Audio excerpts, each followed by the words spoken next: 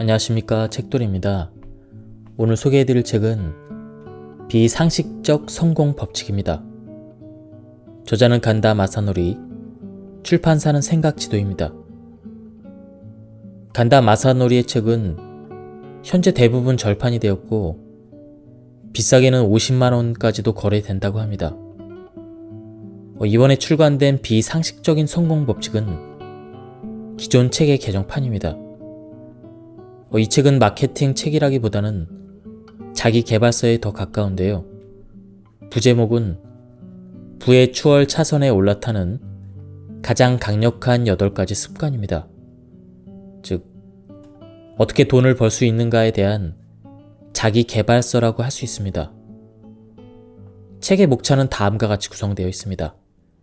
제1습관, 하기 싫은 일을 찾아낸다. 제2습관, 자신에게 최면을 건다. 제3습관, 내가 바라는 직함을 만든다. 제4습관, 목표 달성에 필요한 정보를 수집한다. 제5습관, 고자세로 영업한다. 제6습관, 돈을 몹시 사랑한다.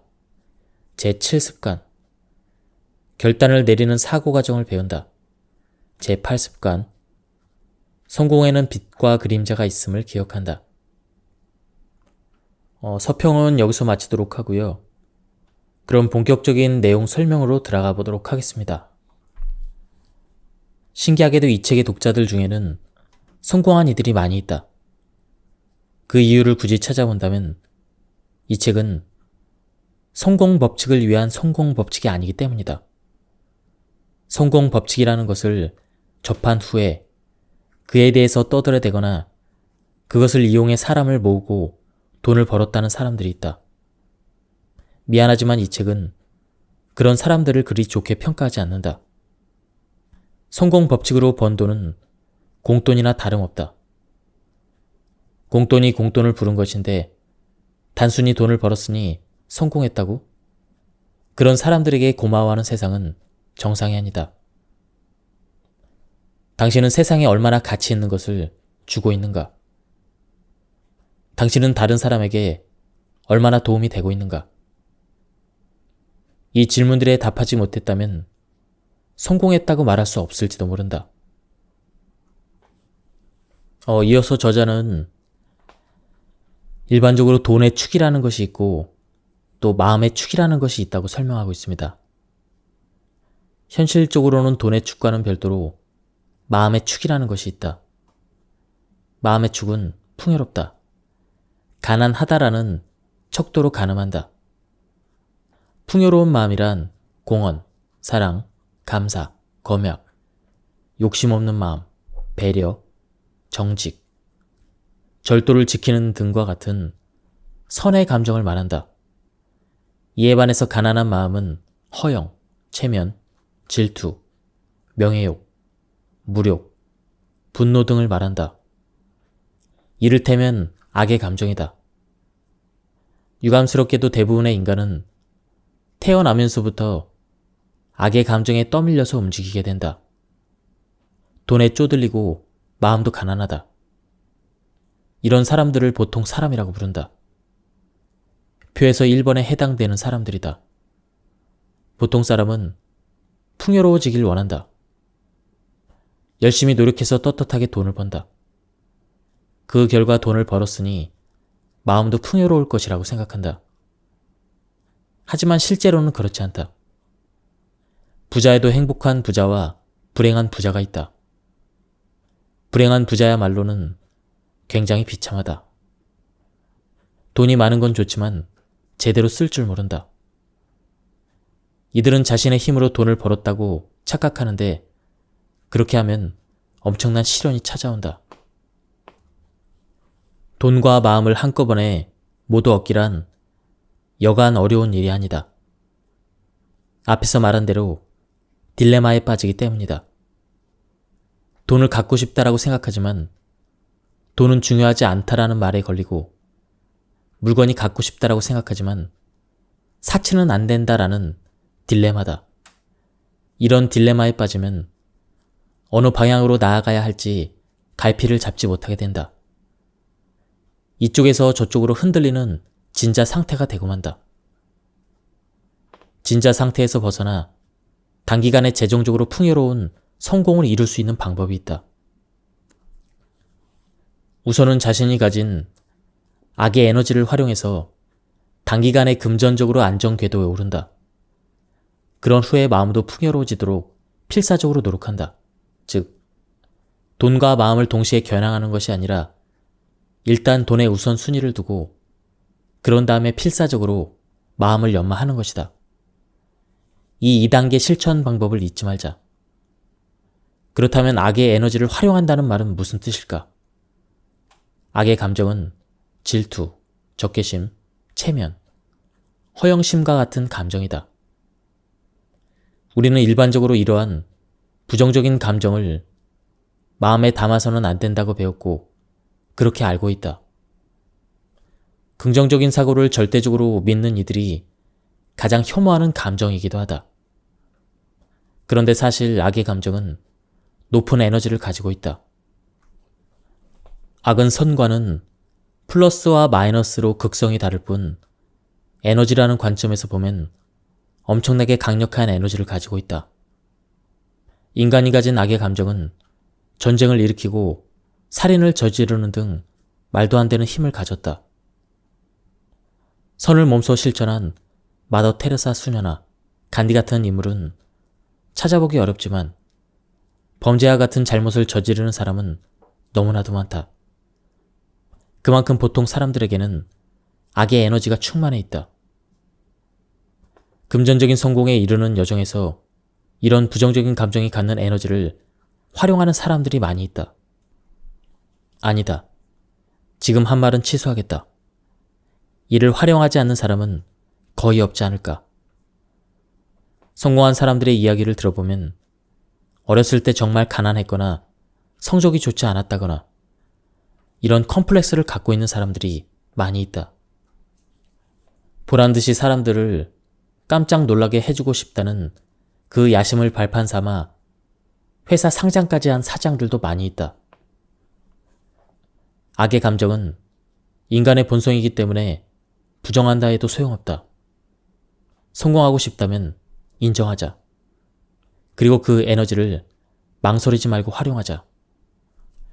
오해하면 안 되기 때문에 미리 말해두는데 그렇다고 악의 화신이 되라는 말은 절대 아니다. 당연히 풍요로운 마음을 연마하기 위한 노력은 계속해야 한다. 다만 성공을 향해 이륙할 때까지는 거대한 에너지가 필요하니까 악의 감정이 표출될 때는 이를 부정하지 말고 이를 추진하는 데 이용하라는 뜻이다. 물론 부정적인 감정이 계속되면 얼굴에 나타나고 인상도 나빠진다. 그러니 오래 계속하라고는 말하지 않겠다. 어디까지나 속전속결이다. 단지 성공을 위한 기법상의 과제일 뿐이라고 생각하자. 그렇게 이륙해서 안정 궤도에 오르면 이번에는 필사적으로 마음을 연마해야 한다. 온전히 현실 세계에 뿌리를 두고 마음의 풍요로움을 배우는 것이다. 저자는 몇 년 전에 자신이 쓴 노트를 발견했다고 합니다. 그런데 그 노트에 자신의 목표를 써놓은 것을 발견하고 깜짝 놀랐다고 합니다. 나도 모르게 입에서 영어가 튀어나왔다. 그때는 꿈같은 일이라고 생각하며 적었던 목표들이 현재 모두 이루어졌기 때문이다. 등골이 오싹했다. 당시만 해도 이루기 힘든 황당한 목표들이고 거의 실현 불가능하다고 생각했던 것들이었다. 독립 2년 만에 셀러리맨 시절의 연봉 10배를 실현한다. 땅을 매입해서 사업과 집을 짓는다. 일본 최고의 다이렉트 마케터가 된다. 한마디로 말해서 그때는 내 분수를 몰랐다. 맞다. 나도 당신과 같은 입장이었다. 정말 그랬는데 놀랍게도 내가 이루려고 했던 그 목표들이 진짜로 실현되어 버린 것이다. 도대체 어떻게 가능했던 것일까? 그 비결을 당신에게만 살짝 알려주려고 한다. 목표를 종이에 적으면 실현된다. 다시 한번 반복하겠다. 종이에 적으면 실현된다. 그렇다. 종이에 적으면 반드시 실현된다. 좋은 목표를 설정할 때 가장 중요한 것은 자신이 정말 하고 싶은 일을 찾는 것이다. 그 정도는 나도 알고 있다고 말할지 모르겠다. 하지만 대부분의 사람들은 자신이 정말 하고 싶은 일을 잘못 알고 있다. 하고 싶지 않은데도 하고 싶어 한다고 단단히 믿고 있는 것이다. 정말로 하고 싶은 일을 찾으려면 반드시 다음과 같은 과정을 시도해 보길 바란다. 간단하지만 매우 강력한 방법이다. 우선 종이 한 장을 준비해 하기 싫은 일을 적어라. 하기 싫은 일이다. 잘못 말한 것이 아니다. 하고 싶은 일을 정확하게 찾기 위해서는 먼저 하기 싫은 일부터 명확하게 골라내야 한다. 이것이 포인트다. 베트 에드워즈라는 미술 교사가 있다. 그림을 가르치는 일에 천부적인 재능이 있는 이 여성은 이렇게 말했다. 엄지손가락을 그리고 싶다면 엄지손가락을 그리려고 해서는 안 됩니다. 엄지손가락을 그릴 생각이라면 엄지손가락 주변의 공간부터 그리세요. 여기서 내가 이야기한 방법을 적용해보면 이렇다. 하고 싶은 일을 찾고 싶다면 하고 싶은 일을 찾으려고 해서는 안 됩니다. 하고 싶은 일을 찾을 생각이라면 하기 싫은 일부터 찾아내세요. 하기 싫은 일을 정확히 골라내는 과정을 통해 내가 진짜 하고 싶은 일을 찾을 수가 있다. 이 방법은 당신의 잠재된 소망을 이끌어낸다. 다른 사람의 시선이나 세상의 평판, 가족의 기대, 혹은 친구나 지인들의 상식 같은 손때 묻은 하고 싶은 일이 아니라 당신의 마음이 원하는 진짜 하고 싶은 일에 초점을 맞춘다. 하기 싫은 일을 정확히 골라내기 전에 하고 싶은 일을 목표로 내걸면 비극이 따른다. 하고 싶은 일 중에는 하기 싫은 일이 포함되어 있기 때문이다. 예를 들어 회사를 키우겠다는 목표를 세웠다고 하자. 그러면 그 목표를 달성하기 위해서는 상대하기 싫은 고객과도 어울려야 한다. 일이 우선시되다 보니 가족과 함께하는 휴가는 엄두도 내지 못한다. 아이들과 대화할 시간도 점점 사라진다. 가족과의 행복을 위해 시작한 일인데 오히려 가족을 뿔뿔이 흩어지게 만든다. 내가 원하는 삶은 이런 것이 아니라며 뒤늦게 후회해도 되돌릴 수가 없다. 이게 최악이 아니라면 무엇이란 말인가? 하기 싫어도 해야 하는 일도 분명히 있다. 배워야 할 것을 제대로 배우지 않고 내던져 버리면 똑같은 상황이 반복될 뿐이다. 그래서 하기 싫은 일과 하고 싶은 일 사이에서 결판을 지을 필요가 있다. 결판을 짓기 위해 스스로에게 다음과 같은 질문을 해보자. 정말로 하기 싫은가? 하기 싫은 일 중에서도 제일 하기 싫은 일은 무엇인가? 예를 들어 회사가 싫은 것이 아니라 저 자세로 영업하는 일이 싫다. 다음 단계로 나아가기 위해 지금까지 쌓은 경험을 통해 충분히 배웠다고 생각하는가? 아직 충분히 배우지 못했다면 좀 더 배우기 위해 무엇을 해야 하는가? 그리고 언제까지 할 것인가? 다시 말해 지금 내가 하고 있는 일을 졸업할 때인지 아닌지를 판단할 시점이라는 이야기다. 하기 싫은 일과 하고 싶은 일을 명확하게 분별해서 하고 싶은 일이 정말로 내가 하고 싶은 일인지 아니면 다른 이들의 시선을 의식한 목표는 아닌지 확인하기 바란다. 하기 싫은 일과 하고 싶은 일을 하나하나 적다 보면 도대체 내가 무엇을 위해 살아가고 있는지를 생각하게 된다. 이것이 바로 미션이다. 인생을 살아가는 목적의식이라고 해도 좋다.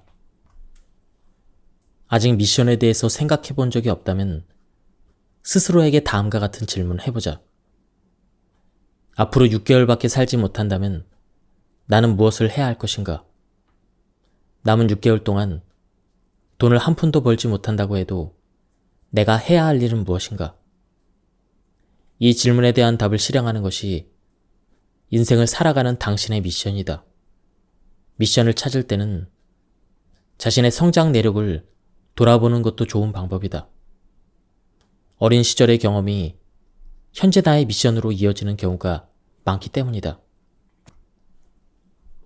질문은 목적의식에 의해서 만들어진다. 인생의 속도를 높이는 건 역시 어떤 목적의식, 즉 미션이 있을 때 가능하다. 미션은 뇌 속에 안테나를 세우고 필요한 모든 정보들을 수집한다. 특히 실현하고 싶은 것을 종이에 적어서 잠재의식의 목표로 입력시켜 놓으면 뇌는 목표 실현에 필요한 정보를 쉬지 않고 계속해서 수집한다. 뇌는 구조상의 목표를 실현하기 위한 답을 찾아내게 되어 있다. 그래서 깜빡 잊고 있었는데 자동으로 목표가 실현되는 경우가 종종 생기는 것이다. 이러한 뇌의 경이적인 구조를 생각하면 목표는 많을수록 좋다는 결론에 도달한다. 내가 실제로 경험한 바로는 우리 뇌는 패럴럴 컴퓨터처럼 몇 가지 작업을 동시에 병행 처리할 수가 있다. 100가지 질문을 하면 100개의 검색 엔진이 동시에 작동하면서 그 답을 계속해서 찾아낸다. 성공한 사람들 중에는 목표가 6,000개인 사람도 있다. 몇 년 전부터 내 목표는 128개이다. 나는 일단 내 목표를 종이에 써봤다. 그랬더니 나도 모르는 사이에 목표가 실현되어 있었다. 목표가 실현되었기 때문에 다시 한번 또 다른 목표를 종이에 적어보았다. 한 번은 실현되었지만 다음에도 또 그렇게 될까? 이런 생각을 하면서 적었다. 그랬는데 이번에도 또 실현이 되었다. 와, 진짜 말도 안 돼. 하며 놀라는 사이에도 내가 실현할 목록이 하나씩 하나씩 이루어지고 있었다. 그러니 이제는 믿든 안 믿든 과학적이든 아니든 아무래도 상관없다. 그러니까 당신도 속는 셈 치고 목표를 몇 개쯤 적어보라고 권하는 것이다. 밑줄의 본전이다. 실현되지 않는다고 당신이 손해볼 것은 없다. 있다면 종이 한 장과 몇 분의 시간을 허비했을 뿐이다. 그러나 적어놓은 목표 중 하나라도 실제로 이루어진다면 그때는 나에게 뭐라고 할 것인가? 세 번째 습관. 내가 바라는 직함을 만든다. 당신의 CPU는 무엇인가? 바로 셀프 이미지이다. 내가 생각하는 나 말이다. 셀프 이미지가 과거 그대로라면 아무리 훌륭한 목표를 세워도 실현할 수가 없다. 간단히 말하겠다. 자기 스스로 평범한 사람이라는 이미지를 가지고 있는 한 당신은 성공할 수 없다. 아무리 훌륭한 성공 법칙을 배워도 자기 자신을 평범하다고 생각하면 성공할 조짐이 보여도 알아차리지 못한다. 결실을 얻기 시작해도 단순한 우연으로 생각하고 만다. 다른 사람들이 대단하다고 평가해도 뭘요? 아니에요. 이렇게 생각하며 오히려 성공하기 시작한 자신을 부정한다. 성공을 향해 변화하기보다 이전 그대로의 자신을 유지하는 게 마음 편하기 때문이다. 그때까지 자신을 감싸고 있던 껍질, 다시 말해 셀프 이미지를 넘어서는 순간 불안해지고 결국 다시 한번 이전의 자신으로 돌아가려고 한다. 셀프 이미지를 바꾸지 않은 상태에서는 내가 과연 할 수 있을까? 이런 불안감이 앞서서 새로운 어떤 일도 시작할 수 없다. 새로운 일을 시작했다 해도 별다른 노력도 하지 않다가 성과가 나지 않는다고 포기해버린다. 혹은 성과가 있어도 어쩌다 그런 거겠지라며 지금까지 판매 실적을 올리지 못했던 과거로 돌아가 버린다. 그래서 마케팅에 관한 조언을 들어도 셀프 이미지로부터 개선하지 않으면 매우 힘들다. 반대로 셀프 이미지를 개선할 수 있다면 회사를 비약적으로 성장시키는 계기를 마련할 기회가 많아진다. 당신도 연수입을 늘리고 싶다면 슈퍼 세일즈맨, 세일즈 전문가, 슈퍼 프로모터 같은 셀프 이미지를 갖는 것이 좋다. 세일즈 없이 연수입을 늘리는 것은 불가능하기 때문이다. 직함뿐만 아니라 옷차림을 바꾸는 방법도 있다. 한 예로 연 매출액이 300억 원이 넘는 녹차 회사의 사장이 있다. 지난 2년 동안 직원 수는 변함이 없고 매출은 6배 규모로 늘었다. 그 사장에게 회사가 크게 성장하게 된 계기를 묻자 그는 복장을 바꾸게 된 사연을 얘기해 주었다. 그 회사는 차를 팔기 때문에 그 연도에 나온 새 차가 출하되는 시기가 되면 너무 바빠서 전 직원이 포장 작업 등에 동원되었다. 사장 역시 그때가 되면 함께 돕는 게 당연하다는 분위기가 조성되고 있었다. 직원들은 사장도 일할 테니 그가 작업할 분량을 남겨두었고 사장은 자신의 본래 업무를 전혀 할 수 없게 되었다. 사장은 그 상황을 개선하고 싶었다. 그래서 국리 끝에 정장에 가죽 구두를 신고 출근을 했다. 그러자 직원들은 더는 사장에게 작업을 부탁하기 어렵다는 것을 인식하게 되었고 그때부터 사장은 작업을 하지 않게 되었다. 복장을 바꿨더니 직원들도 사장 자신도 의식이 바뀐 것이다. 우리 회사의 클라이언트들 사이에서는 복장이나 안경을 바꾸거나 머리카락을 염색하는 것이 유행하고 있다. 이전까지의 자신과 결별한 후 새로운 직함을 만들고 외모를 바꿔서 자신을 새롭게 연출하는 것이다. 정말로 이렇게 간단한 방법으로 바뀔 수 있을지 의문스러울 것이다. 이처럼 많은 사람들이 과연 될까? 이렇게 의심스러워하기 때문에 아무것도 하지 않는다.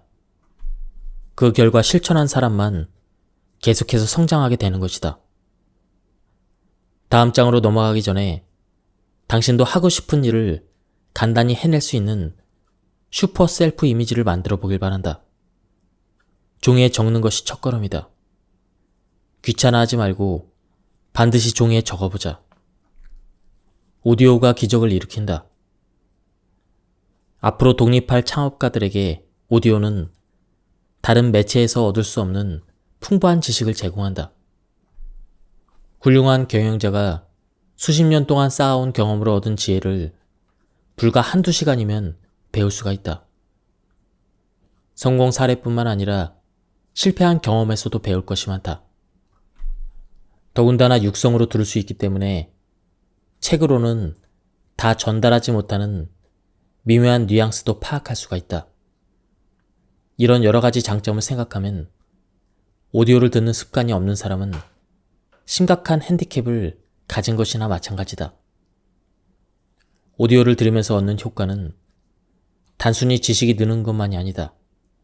지식과 더불어 시간을 벌고 발상력의 행동력까지 늘어나는 엄청난 효과가 있다.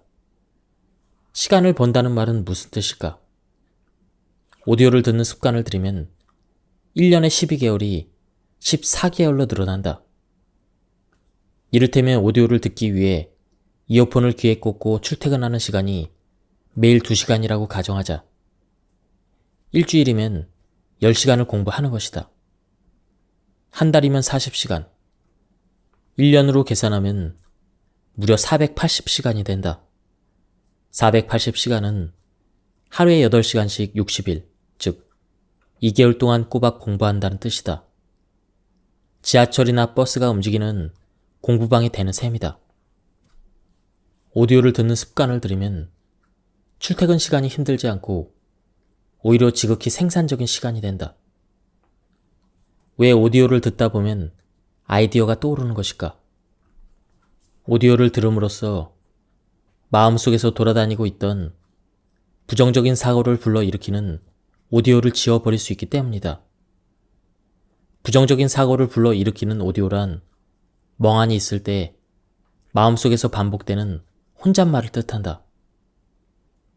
인간은 멍하니 있으면 자신도 모르는 사이에 부정적인 생각을 하게 되는 동물이다. 그래서 무엇이든 공부하지 않으면 대부분은 피곤하다, 곤란하다, 걱정이다, 이와 같은 부정적인 생각들만 마음속에 떠올린다. 그런데 비즈니스 오디오는 성공한 사람들의 긍정적인 이야기를 수록한 것이다. 멍하니 있다가도 성공한 사람들의 이야기가 담긴 테이프를 듣다 보면 현재 의식이 긍정적인 사고를 하게 되어 자신의 부정적인 사고, 즉 부정적인 목소리가 들리지 않게 된다.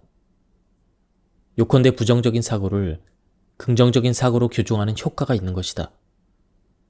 그 결과 발전적인 아이디어가 나오기가 더 쉬워진다.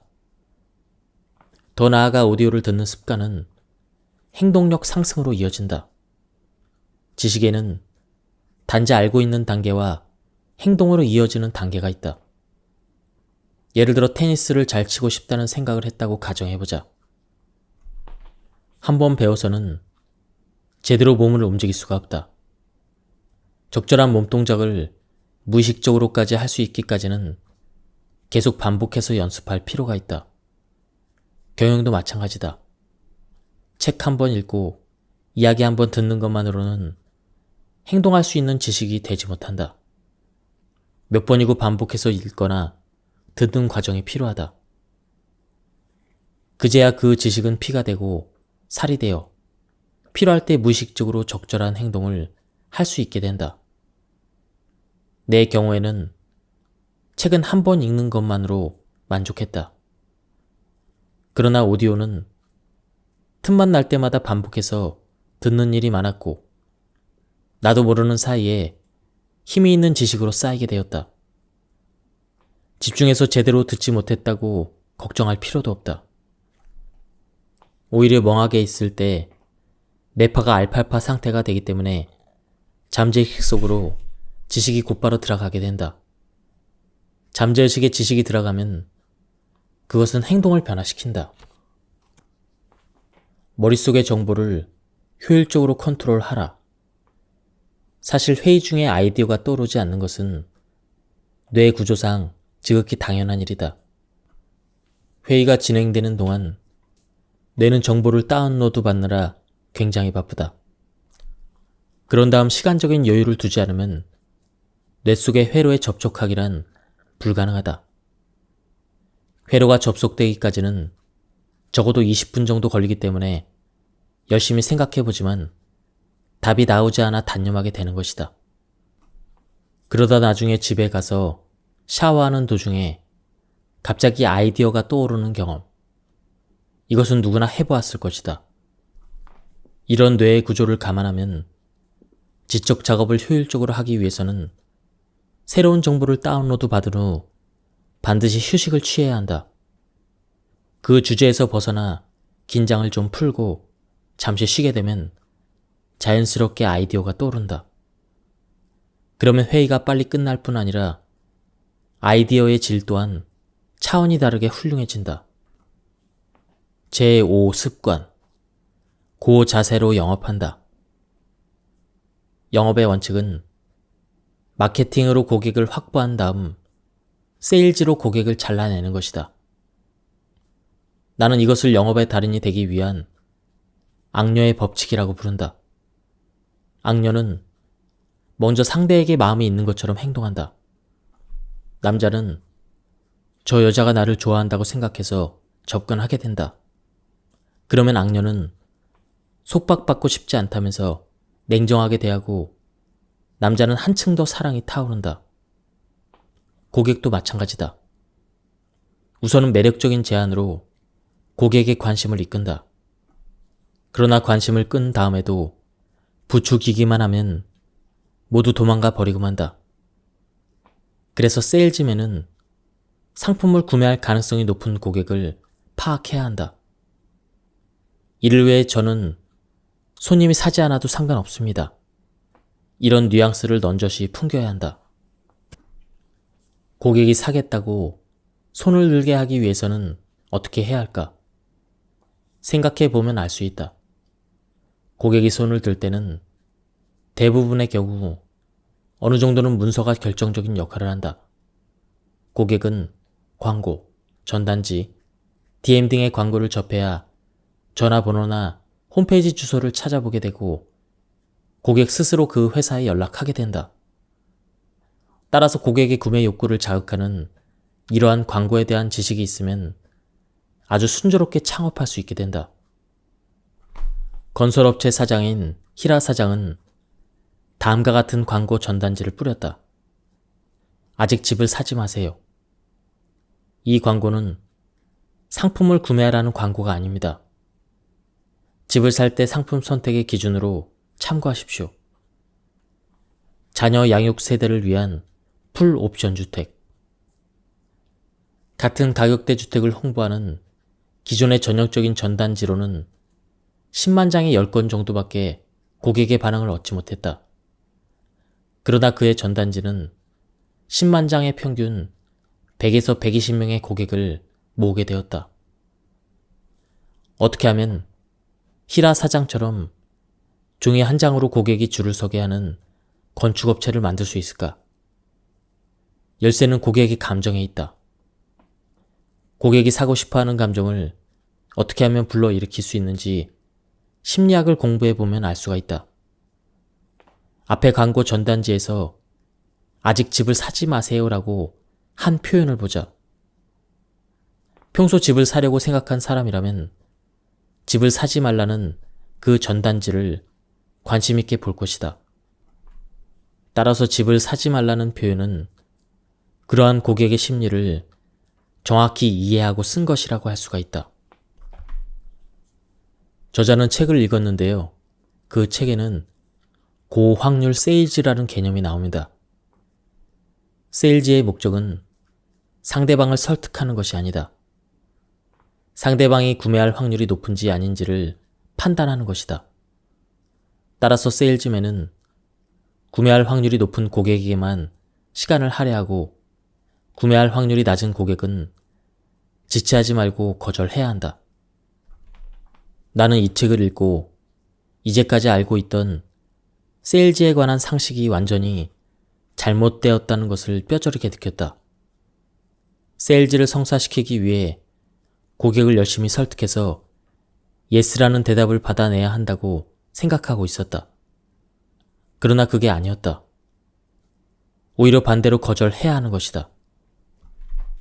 미국의 컨설턴트가 쓴 책 중에는 고객에게 부탁하기보다 도도하게 고호 자세로 상대하거나 위협하는 것이 중요하다고 말하는 솔직한 세일즈 관련 책이 많다는 사실을 알게 되었다.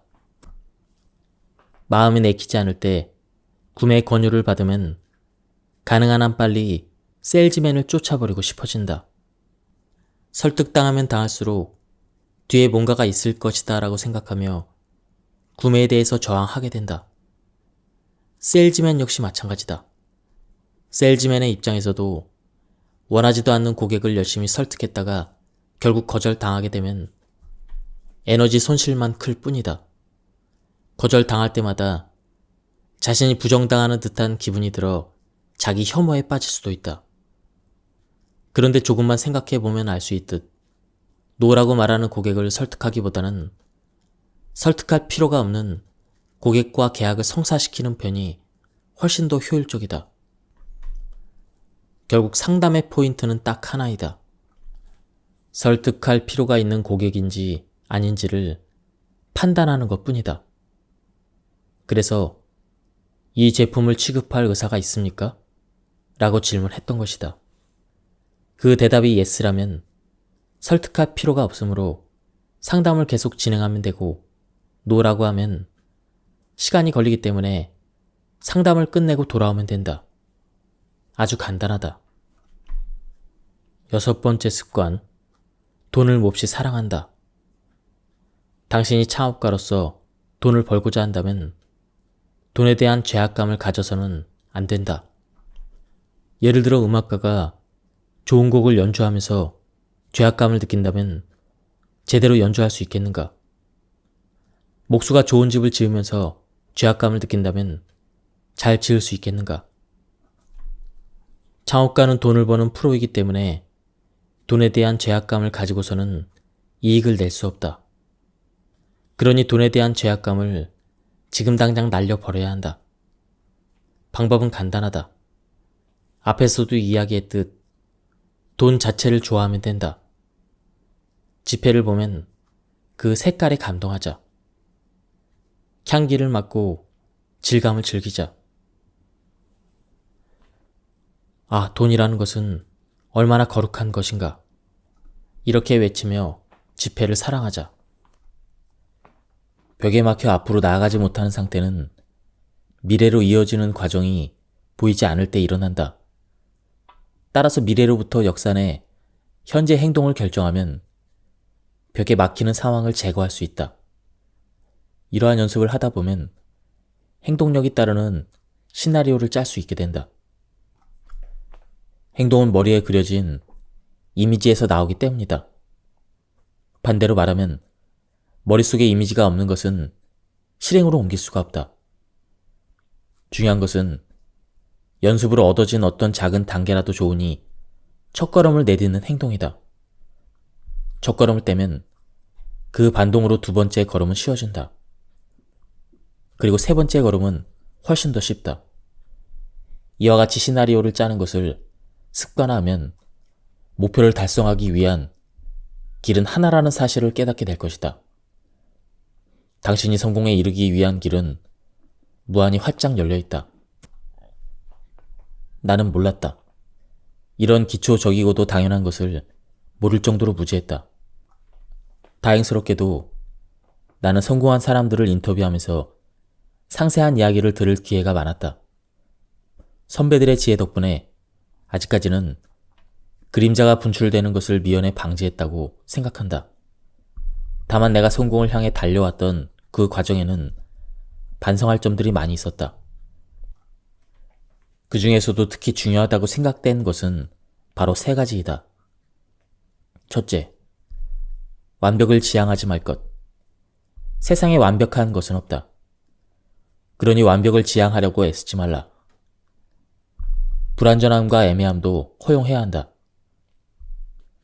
회사도 인생도 전부 100% 완벽할 수는 없다. 100% 완벽하다면 오히려 어딘가에서 그림자가 분출되고 있다. 집도 좀 더러운 정도가 좋다. 가정은 약간은 불만스러운 정도가 좋다. 회사도 어느 정도 불만스러운 정도가 딱 좋다. 앞면이 있다면 뒷면도 있다는 얘기이다. 넘쳐나는 것만큼 모자란 부분이 나온다.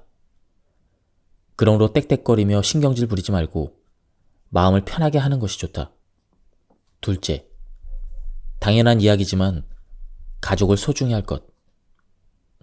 가족은 나의 그림자를 보여주는 존재이다. 가족 중 누군가가 내 마음에 들지 않는 면이 보인다면 그것이 거울에 비친 내 모습임을 알아야 한다.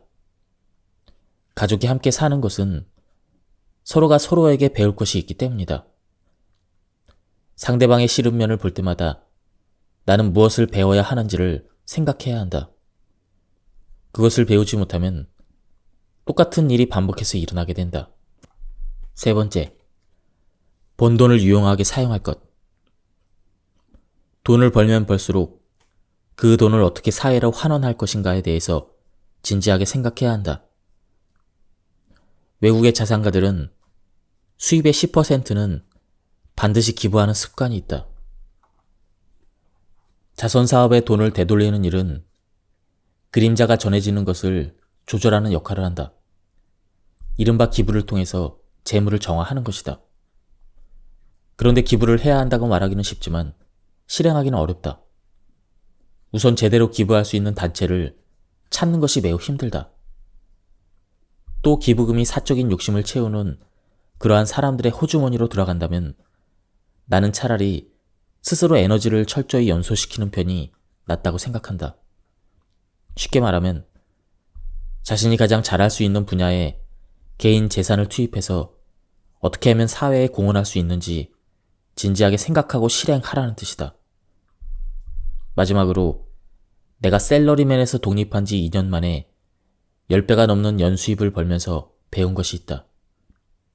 중요한 것은 역시 돈이 아니다. 새로운 자신과의 만남이다.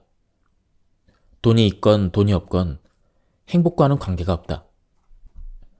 지금까지 자신을 얽매고 있던 틀을 제거하면 지금까지 보이지 않았던 현실이 열린다.